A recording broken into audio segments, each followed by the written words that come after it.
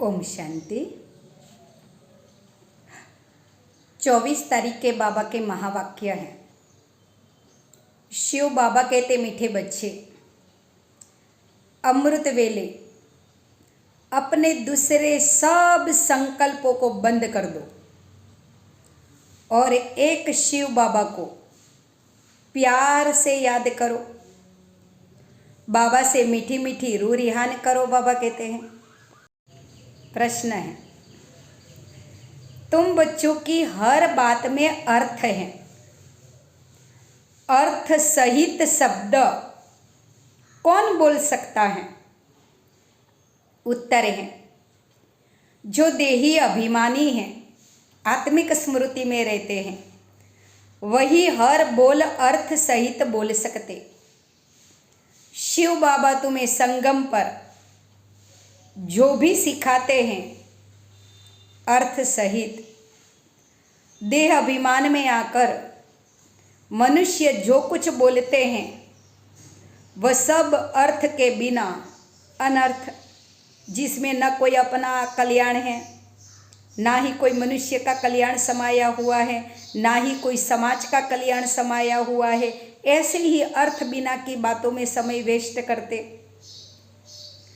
उससे कोई फल नहीं निकलता, फायदा नहीं होता है ना। तो बाबा कहते जो भी बोलो उसका कुछ अर्थ होना चाहिए। ऐसे ही वेस्ट बोलने से शक्ति नहीं गंवानी चाहिए। धारणा सार, पुरुषार्थ कर अपनी भविष्य कमाई में लग जाना है। कैसे आत्मा का कल्याण करें?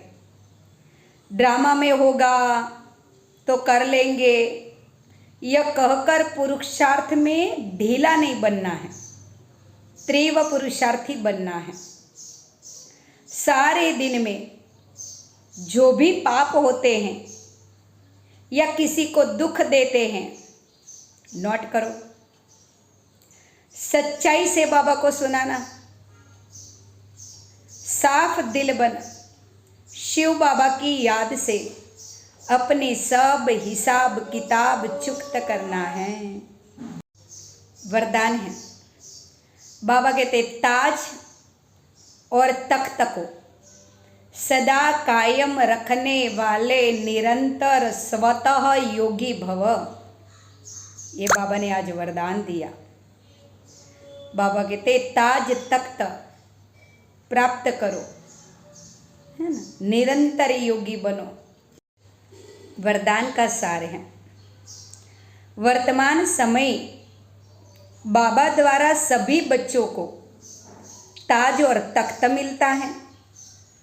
अभी का यह ताज व तख्त अनेक जन्म के लिए ताज तख्त प्राप्त कराता है। विश्व कल्याण की जिम्मेदारी का ताज, सब आत्माओं का कल्याण करना है। विश्व कल्याणकारी जिम्मेदारी का ताज और ऐसे अच्छे कर्म करने हैं जो बाबा के दिल में स्थान मिल जाए। बाबा का दिल तख्त। तो बाबा कहते तो निरंतर योगी बन जाएंगे।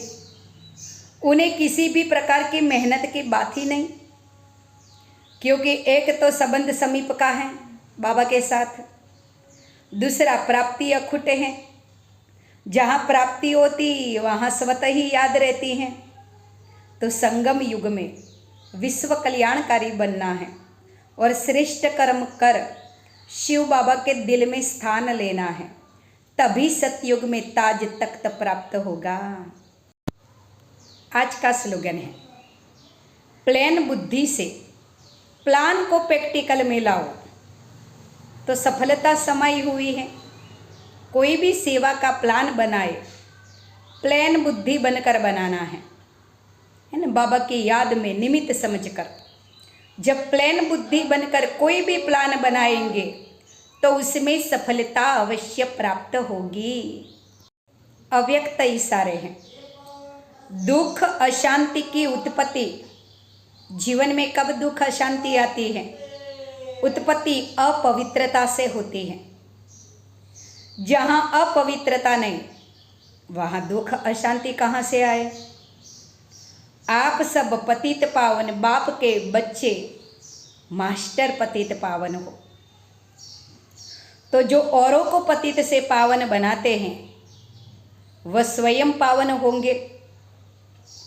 ऐसे पावन पवित्र आत्माओं के पास सुख शांति स्वतः ही होती है। सबसे बड़ी ते बड़ी महानता है पवित्र बनना। आज भी इस महानता के आगे सब लोग झुकते हैं। तो बाबा कहते हैं आत्मा को पवित्र बनाओ। पवित्र बनना है, सभी को पवित्र बनाना है।